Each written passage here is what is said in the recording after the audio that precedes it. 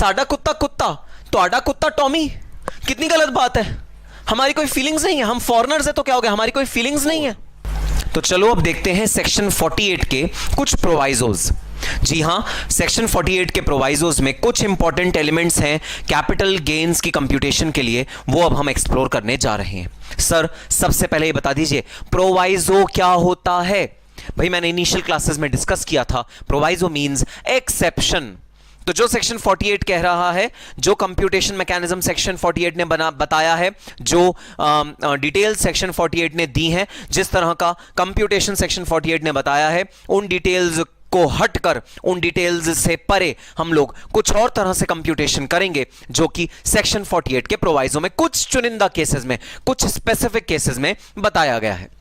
भाई कई कई जगह मजबूरी हो जाती है कैपिटल गेन की कंप्यूटेशन अलग से करना, कुछ अलग मेथड अपनाना, कुछ अलग तरीका अपनाना, क्योंकि उन सिचुएशंस में हो रही है hardship to a particular person. तो जहां पर होगी hardship to a particular person, हम अपना कैपिटल गेन का मेथड कर देंगे चेंज। और अब हम पढ़ने जा रहे हैं फर्स्ट प्रोवाइजर टू सेक्शन 48, जहां पर एक्ट ने कैपिटल गेन को कंप्यूट करने का तरीका, जो नॉर्मल तरीका हमने पढ़ा है, full value of consideration minus expense of transfer minus cost of improvement minus cost of acquisition, जो हमने नॉर्मल तरीका पढ़ा है, उस तरीके से हट के हम लोग एक खास तरीका सीखने जा रहे हैं, first proviso to section 48।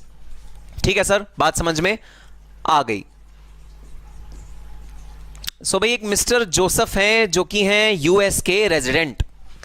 Mister Joseph का बहुत बड़ा कारोबार है यूनाइटेड स्टेट्स ऑफ अमेरिका में, और मिस्टर जोसेफ अच्छा मोटा पैसा कमाते हैं उस कारोबार से। तो ऑब्वियसली जब किसी के पास सेविंग्स भाई होती है और इनकम होती है, तो डेफिनेटली वो लोग एवेन्यूज ढूंढते हैं उस इनकम को एम्प्लॉय करने के, उस इनकम को इन्वेस्ट करने के। तो मिस्टर जोसेफ 5000 यूएसडी लेके आते हैं इंडिया। वो कहते हैं भाई मुझे 5000 यूएसडी इंडिया में इन्वेस्ट करना है, इंडिया की किसी कंपनी में इन्वेस्ट करना है, और मुझे वहां से कैपिटल गेन निकालना है, कैपिटल गेन अर्न करना है, क्योंकि मैंने ऐसा सुना है कि इंडिया की कंपनीज बहुत ज्यादा कैपिटल गेन अर्न करने के काबिल हैं, क्योंकि इंडिया एक ग्रोइंग इकोनॉमी है ना। ग्रोइंग इकोनॉमी होने की वजह से जो rate of return mister Joseph को बाहर यूएस में मिल रहा है, उसके कंपैरिजन में हो सकता है, चांसेस हैं कि इंडिया में रेट ऑफ रिटर्न ज्यादा मिले। तो इस लालच से वशीभूत होकर मिस्टर जोसेफ ने डिसाइड किया कि भाई मैं अपने अर्निंग का कुछ पोर्शन, कुछ एक छोटा सा पोर्शन लगाऊंगा इंडिया कंट्री के इंडियन किसी कंपनी में। भाई ठीक है, अगर वो लगाना चाहते हैं तो बहुत अच्छी बात है। मिस्टर जोसेफ ने किया मार्केट रिसर्च। मिस्टर जोसेफ ने बहुत सारा यूट्यूब किया, गूगल किया, बहुत सारे जो गुरुज होते हैं, स्टॉक मार्केट के गुरुज जो होते हैं, स्टॉक मार्केट एनालिस्ट होते हैं, उनकी वेबसाइट्स पे गए, उनसे सजेशंस लिए, उनसे टिप्स लिए, तरह तरह का रिसर्च किया। और सब रिसर्च पूरा करने के बाद मिस्टर जोसेफ ने फैसला किया कि मैं रिलायंस इंडस्ट्रीज लिमिटेड के शेयर्स खरीदने में इंटरेस्टेड हूं। ठीक है भाई, रिलायंस इंडस्ट्रीज लिमिटेड के आप शेयर्स खरीद लो। तो मिस्टर जोसेफ ने फैसला किया I want to purchase shares of Reliance Industries Limited. जब मिस्टर जोसेफ ये शेयर्स खरीद रहे थे रिलायंस इंडस्ट्रीज लिमिटेड के, तब सपोज रिलायंस इंडस्ट्रीज लिमिटेड के एक शेयर की वैल्यू थी ₹500 पर शेयर। 500 रुपए का एक शेयर चल रहा था उस समय, जब मिस्टर जोसेफ ने डिसाइड किया कि मैं रिलायंस इंडस्ट्रीज लिमिटेड का शेयर खरीदने में इंटरेस्टेड हूं। ठीक है जी, 500 रुपए पर शेयर के हिसाब से रिलायंस इंडस्ट्रीज लिमिटेड का शेयर खरीदना चाहते हैं कौन? Mister Joseph. परफेक्ट। अब मिस्टर जोसेफ को पता लगा कि जिस दिन वो इन्वेस्टमेंट करने में इंटरेस्टेड हैं, जिस दिन वो इन्वेस्टमेंट करना चाहते हैं, ऑब्वियसली उनको इंडियन रुपीज चाहिए। उनके पास तो डॉलर्स है ना, बट उन्हें चाहिए इंडियन रुपीज, और इंडियन रुपीज 70 रुपए के हिसाब से कन्वर्टेबल है। इंडियन रुपीज 70 का चल रहा है उन दिनों में। मिस्टर जोसेफ ने कहा ठीक है भाई। सो इन INR the value of investment which mister Joseph has is 3,50,000 rupees. 3.5 lakh रुपए मिस्टर जोसेफ के पास आ गए। किस दिन आ गए? उस दिन आ गए जिस दिन वो इंडिया में इन्वेस्ट करना चाहते हैं। 3.5 लाख रुपए टोटल आ गए इन्वेस्टमेंट के लिए। एक एक शेयर था 500 रुपए का रिलायंस इंडस्ट्रीज लिमिटेड का। तो टोटल शेयर जो मिस्टर जोसेफ ने खरीदे, वो खरीदे भाई।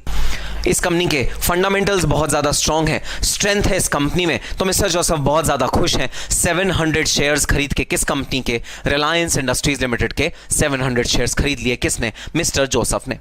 अब 6 महीने बाद रिलायंस इंडस्ट्रीज लिमिटेड के जो शेयर 500 रुपए के चल रहे थे, उन शेयर में आया इजाफा। उन शेयर्स में कितना इजाफा आया, वो शेयर्स जो 500 रुपीस के थे वो अब हो गए हैं 550 रुपीस के। 50 रुपए का इजाफा आ गया with in a span of 6 months. Mister Joseph ने कहा कि भाई मुझे भी अपने बिजनेस में थोड़ी सी जरूरत है, तो उन्होंने सोचा ठीक है 50 रुपए का तो बेनिफिट मिल रहा है ना, let me withdraw my money from Reliance Industries limited. Mister Joseph ने फैसला किया कि मैं अपना मनी विड्रॉ करना चाहता हूं फ्रॉम रिलायंस इंडस्ट्रीज लिमिटेड। तो बताना मिस्टर जोसेफ को कितने रुपए वापस मिलेंगे। सर मिस्टर जोसेफ को 700 मल्टीप्लाई बाय 550 3,85,000 रुपीज वापस मिलेंगे। बहुत अच्छी बात है भाई, 3.5 लाख रुपए की investment with in a span of 6 months 35,000 rupees बढ़ गई, ऑलमोस्ट 10% का रिटर्न इसने दिया 6 महीने के अंतराल में, और 3.5 लाख रुपए बढ़ के हो गया 3,85,000 रुपए। Mister Joseph is very satisfied. Mister Joseph is saying that 20% return per annum is a very very good deal. I will come back to India definitely next year whenever I have surplus funds in my bank account in my business. I will definitely invest them in India. I am very very happy. अब mister Joseph अपनी खुशी में ये तो देखना भूल ही गए कि भाई जो उनको 3,85,000 रुपए मिले थे वो तो रुपए में थे, रुपए की यूएस में कोई वैल्यू नहीं है।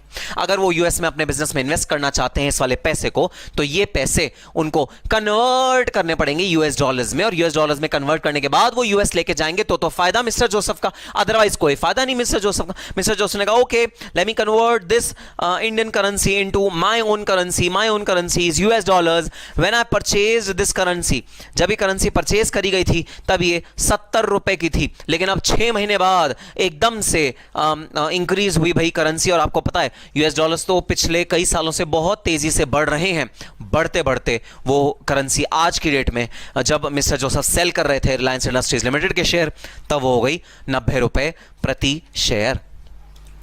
तो 3,85,000 divided by 90 rupees per share, तो भाई कितने डॉलर्स मिले मिस्टर जोसेफ को? मिस्टर जोसेफ को मिले 4,277 डॉलर्स। 4,277 डॉलर्स। मिस्टर जोसेफ ने वो दिन याद किया जिस दिन उन्होंने अपने डॉलर्स इन्वेस्ट करे थे, और आज का दिन याद किया जब उन्होंने ये वाले डॉलर्स वापस निकाले हैं। फूट फूट के रोए मिस्टर जोसेफ। मिस्टर जोसेफ ने कहा ये क्या हो गया भाई, और ना क्योंकि वो इंडिया आए थे तो इंडिया में आने के बाद उन्हें थोड़ी थोड़ी हिंदी भी सीख ली थी, तो यूट्यूब पे तब वो गाना बहुत ज़्यादा फेमस था, मेरी कोई फीलिंग्स नहीं है, तुम्हारी फीलिंग्स तुम्हारी, मेरी कोई फीलिंग्स नहीं है। वाह, तुम अपनी करेंसी में तो मुझे प्रॉफिट दिखा रहे हो, लेकिन तुम मेरी करेंसी में मुझे लॉस दिखा रहे हो। साडा कुत्ता कुत्ता, तोड़ा कुत्ता टॉमी, कितनी गलत बात है। हमारी कोई फीलिंग्स नहीं है, हम फॉरेनर्स है तो क्या हो गया, हमारी कोई फीलिंग्स नहीं है।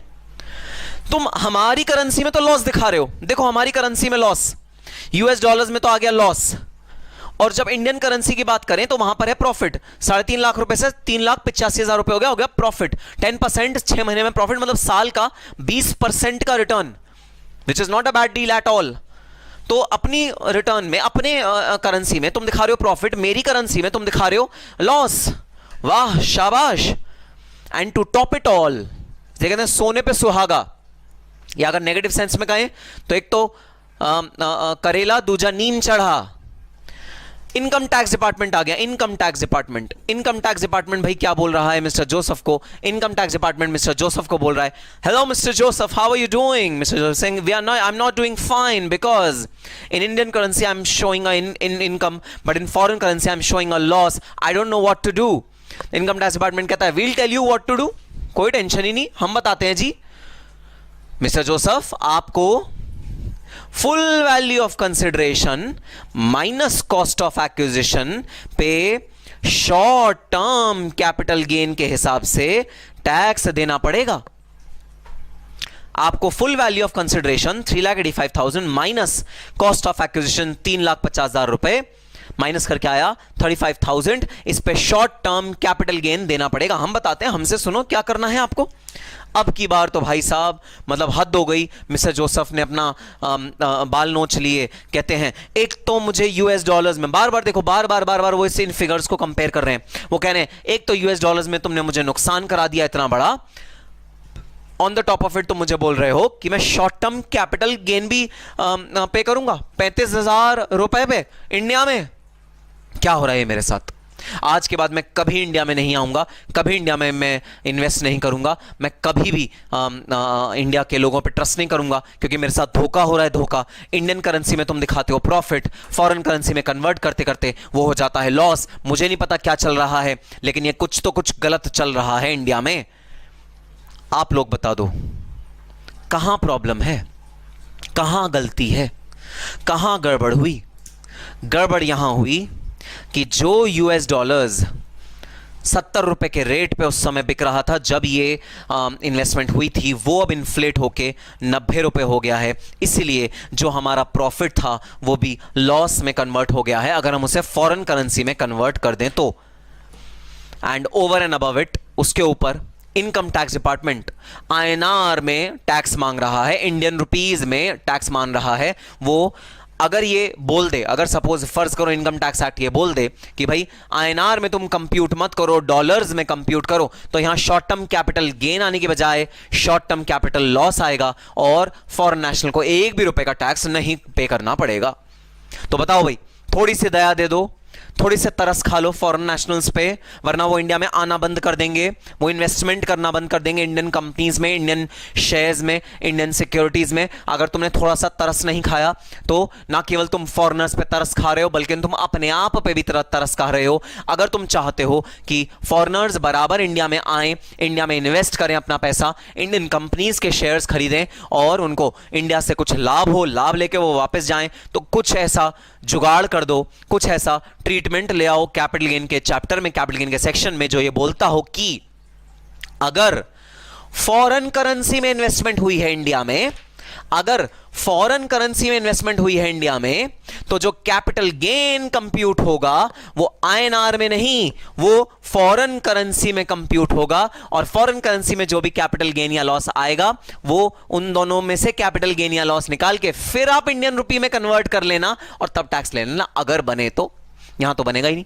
देखना 4277 माइनस 5000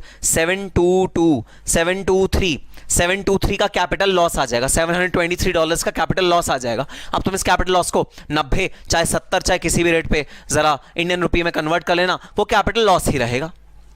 तो बस फर्स्ट प्रोवाइजो क्या करता है? फर्स्ट प्रोवाइजो यही सुविधा को फैसिलिटेट कर देता है।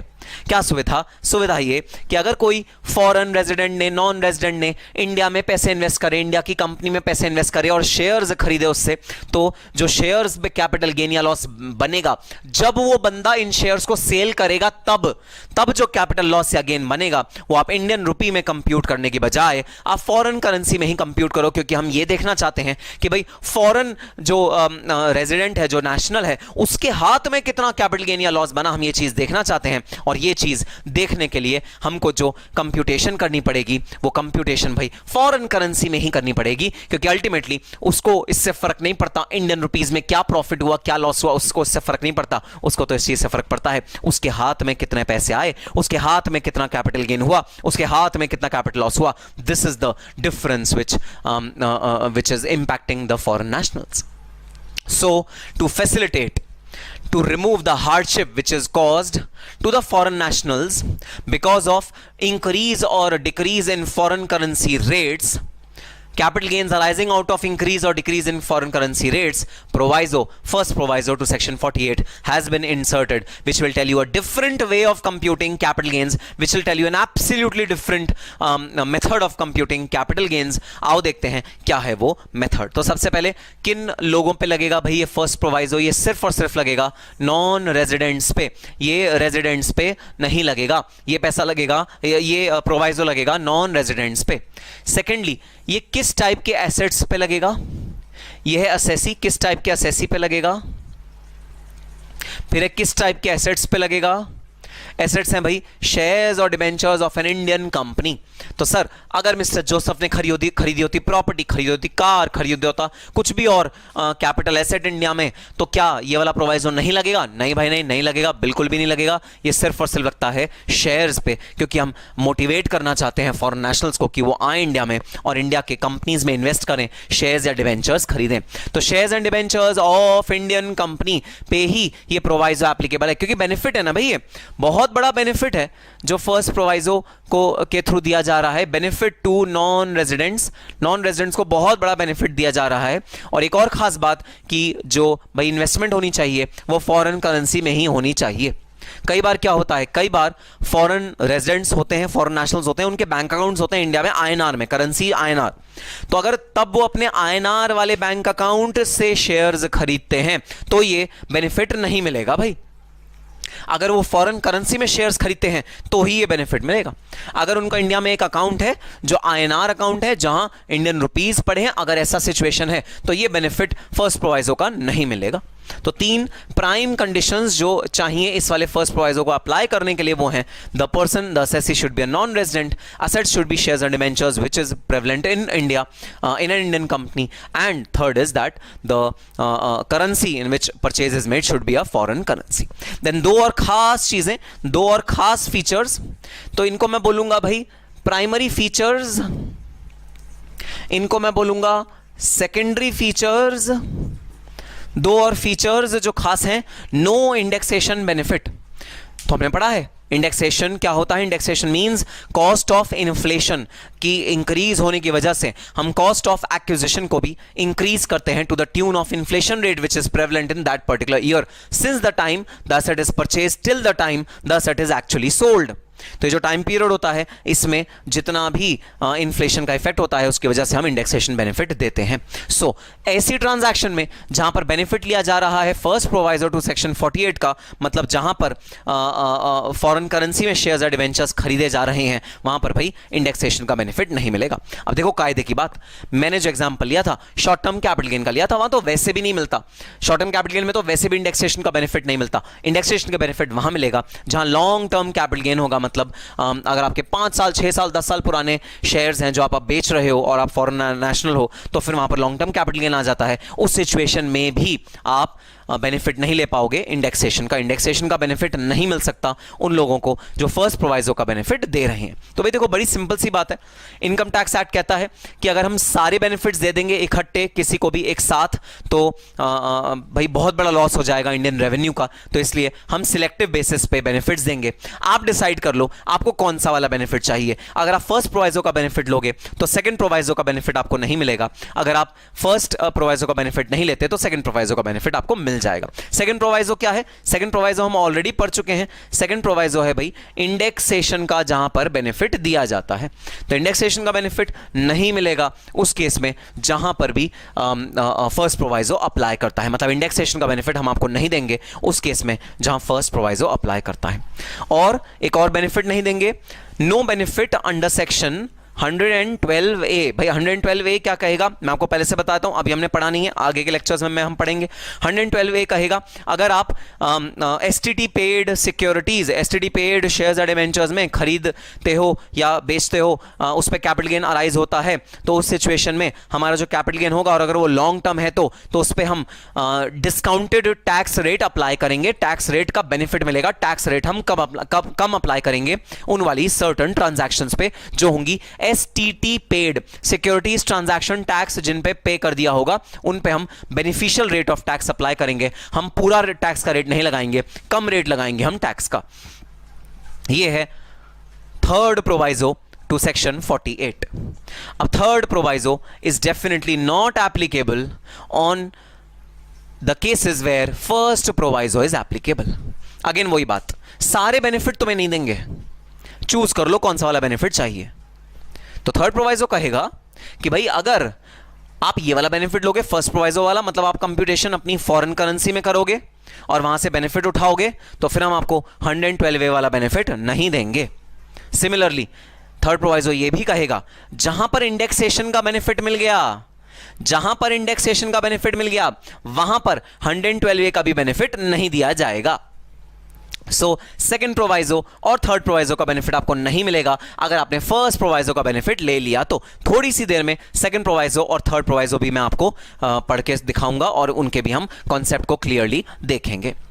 तो ठीक है सर, माना, बात समझ में आई। थोड़ा सा लिया, थोड़ा सा दिया, थोड़ा सा बेनिफिट दिया तो थोड़ा सा ले भी लिया। कायदे की बात, सारे बेनिफिट तो दे नहीं सकते, सारे के सारे प्रोवाइजो के बेनिफिट दे दें तो भाई कैपिटल गेन बहुत कम बनेगा। तो ठीक है, सारे बेनिफिट्स नहीं दिए, हाँ चुनिंदा बेनिफिट दे दिए। एक ये मेजर वाला बेनिफिट जरूर दे दिया कि कैपिटल गेन जब कंप्यूट हो तो वो कंप्यूट हो फॉरेन करेंसी में रादर देन इंडियन करेंसी, क्योंकि इंडियन करेंसी में ऐसा कई बार दिखाता है कि गेन है जबकि वो एक्चुअली में गेन नहीं होता। अगर आप फॉरेन करेंसी में देखो वो होता है एक बहुत बड़ा लॉस। सो ये एक बेनिफिट जो फर्स्ट प्रोवाइजो नॉन रेजिडेंट्स को देता है जिसने इंडियन कंपनी में शेयर्स या डिबेंचर्स खरीदे हैं और फॉरेन करेंसी यूज करके शेयर्स एंड डिबेंचर्स खरीदे हैं। अगर ये कंडीशन सेटिस्फाई हुई तो हम लोगों को मिलेगा बहुत जबरदस्त benefit of computing our capital gain in terms of foreign currency and then converting the capital gain which has come in foreign currency into the Indian currency. तो कितना अच्छा हो जाएगा ना। आप पहले कैपिटल गेन निकालो फॉरेन करेंसी में, 5000 माइनस 4277, जो भी कैपिटल गेन आया, इस केस में आया कैपिटल लॉस, उस केस में आप कैपिटल लॉस को मल्टीप्लाई कर दो फॉरेन करेंसी के रेट से, आपका इंडियन करेंसी में कैपिटल लॉस निकल के आ जाएगा। मजबूरी है भाई, हमारी भी मजबूरी है। मजबूरी क्या, हम लोग यूएस डॉलर्स में कैपिटल गेन कंप्यूट करके उस पर टैक्स अप्लाई नहीं कर सकते। हमारे इनकम टैक्स एक्ट में इंडियन रुपीज पे ही कंप्यूटेशन होगी और इंडियन रुपीज पे ही टैक्स का चयन होगा, टैक्स का हम कंप्यूटेशन करेंगे। ठीक है सर, बात समझ में आई?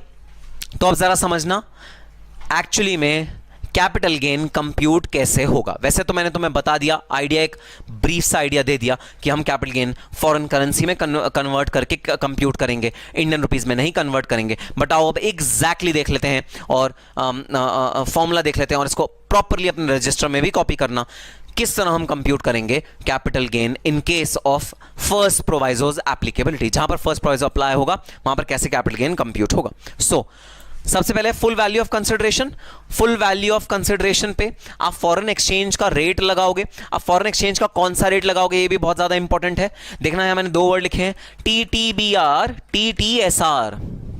तो समझना टीटीबीआर और टीटीएसआर का क्या मतलब होता है।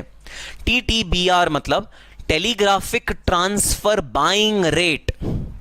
This is the rate at which RBI buys US dollars. TTBR, telegraphic transfer buying rate. तो आरबीआई और जो उसके सब्सिडरी बैंक्स हैं सब जिस रेट पे डॉलर्स परचेज करते हैं उसे बोलते हैं टीटीबीआर। और TTSR means telegraphic transfer selling rate. ये वो रेट होता है जिस पे बैंक जो उनके पास डॉलर्स पड़े होते हैं उस पे सेल कर रहे होते हैं। नेचुरली गाइज, जो सेलिंग रेट होता है और जो बाइंग रेट होता है वो ऑफ कोर्स डिफरेंस होता है। उसके अंदर थोड़ा सा कमीशन भी एडेड होता है, जो बिचौलिया होगा उसका कमीशन एडेड होगा, और वैसे भी उन दोनों में डिफरेंस होता है। आप डॉलर खरीदने जाओ तो वो हल्के से डिफरेंट रेट का मिलेगा और अगर बेचने जाओ तो वो हल्के से डिफरेंट मिलेगा। इवन अगर सेम डेट पे आप ये काम कर रहे हो, आप बेच रहे हो खरीद रहे हो सेम डेट पे, तो भी जो दोनों का रेट होगा वो डिफरेंट होगा। ऐसा नहीं कि अगर मैंने बोला 90 रुपये का डॉलर चल रहा है तो 90 रुपये बाइंग के लिए भी 90 होगा, सेलिंग के लिए भी 90 होगा, ऐसा नहीं होता। बाइंग के लिए रेट होता है हल्का सा डिफरेंट, सेलिंग के लिए रेट होता है हल्का सा डिफरेंट। तो अगर आप फुल वैल्यू ऑफ कंसिडरेशन निकाल रहे हो तो आपको TT buying rate plus TT selling rate divide by 2, एक एवरेज लेके चलना है। एवरेज रेट ले लो दोनों ही बाइंग और सेलिंग रेट का, टीटी रेट्स का।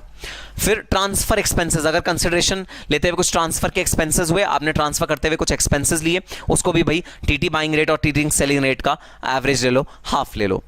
फिर लेस कॉस्ट ऑफ एक्विजिशन। अच्छा देखो, कॉस्ट ऑफ इंप्रूवमेंट वाली लाइन गायब है क्योंकि शेयर्स एंड डिबेंचर्स में क्या ही इंप्रूवमेंट होगी, तो कॉस्ट ऑफ इंप्रूवमेंट मैंने यहां पर नहीं लिया।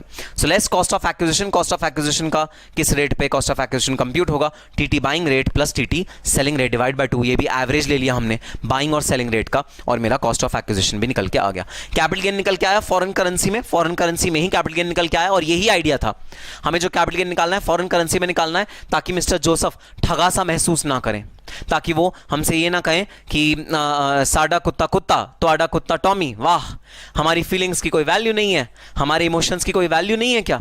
तुम अपने आईएनआर में कर रहे हो तो प्रॉफिट निकाल रहे हो, हमारे तुम यूएस डॉलर्स में कर रहे हो तो लॉस निकाल रहे हो। वाह, शाबाश।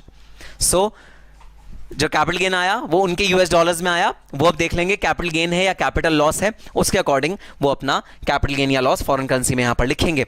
लेकिन इस वाले रेट पे ना, जैसा कि मैंने तुम्हें बताया, इस वाले कैपिटल गेन पे टैक्स कंप्यूट नहीं हो सकता, क्योंकि यूएस डॉलर्स में हम टैक्स को, इंडियन टैक्स को कंप्यूट नहीं कर सकते। हमें मैंडेटरी है इसको इंडियन रेट में कन्वर्ट करना।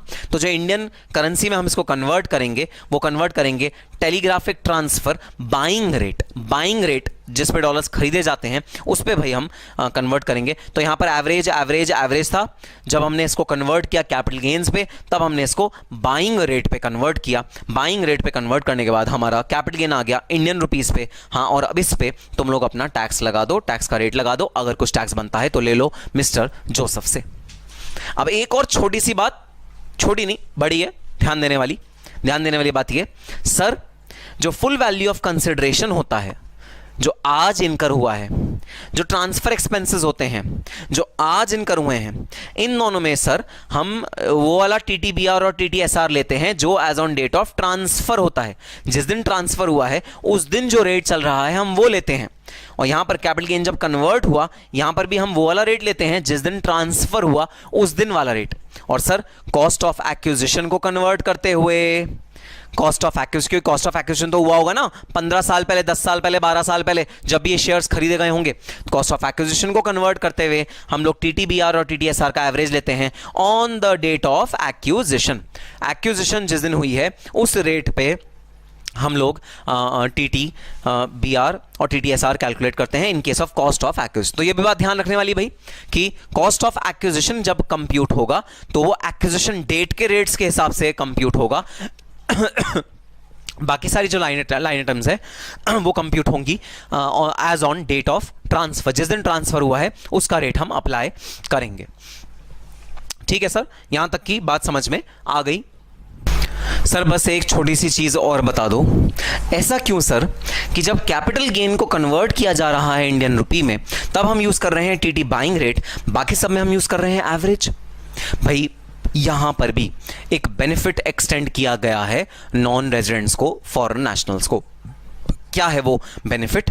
वो बेनिफिट ये है, TT buying rate is always lower than TT selling rate. TT buying rate हमेशा कम होता है टीटी सेलिंग रेट से। तो फॉरेन नेशनल को बोला गया है ठीक है भाई, जो तुम्हें कैपिटल गेन पे करना है ना, वो कैपिटल गेन तुम कम वाले रेट पे पे करो, तुम ज्यादा वाले रेट पे मत पे करो। हम तुमसे जो कैपिटल गेन मांगेंगे वो भी वहां पर भी हम तुम्हें बेनिफिट देंगे, कम वाले रेट पे हम तुमसे कैपिटल गेन मांगेंगे। तो कैपिटल गेन जब ट्रांसफर हो रहा है इंडियन रुपी में तो वो हो रहा है टीटी बाइंग रेट पर। ठीक है सर, ये बात समझ में आई? तो ठीक है भाई, ये था concept first proviso to section 48 का। आओ अब बुक में चलते हैं और बुक के अंदर एक तो प्रोवाइजो ढंग से पढ़ते हैं और उसके बाद करते हैं एक प्रैक्टिकल क्वेश्चन, एकदम क्लियर हो जाएगा पूरा का पूरा कॉन्सेप्ट।